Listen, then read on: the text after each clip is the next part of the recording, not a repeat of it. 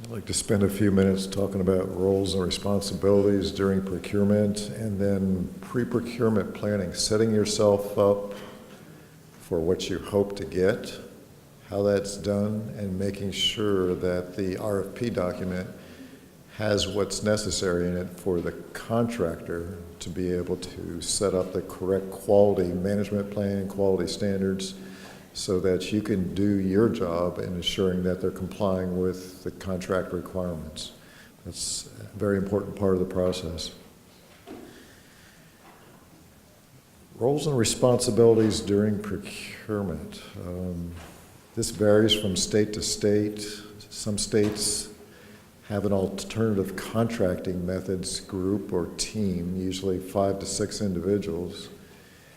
In Tennessee right now, it's just Leah, so hopefully that'll change in the future as the growth of design build or CMGC changes, but this is an issue that's been a puzzle to AASHTO. How much staff do we actually need for these types of projects? So they led it what's called a National Cooperative Highway Research Program synthesis study for this called Staffing for Alternative Contracting Methods.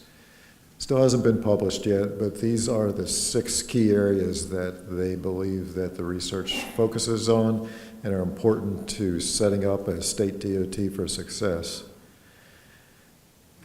The third one there, I highlighted because I think it's important for, at least for my point from construction and contracting, is active involvement of key staff throughout the development process, project development.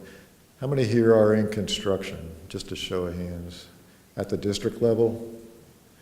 Yeah, it's so important for you guys that are going to be administering the project to have an input in the goals, the planning, the selection criteria, possibly the review of ATCs. I'm not sure how TDOT will do that, but they should at least be soliciting your input on issues related to quality at this point when they're developing the RFP, so that the requirement for the contractors' quality control plan, quality management plan is in the RFP, and it provides the information that you think you'll need to administer the project. So at least from this NCHRP study, that was also highlighted as one of the keys for success in developing a design build project and getting the right input from the right people at the right time.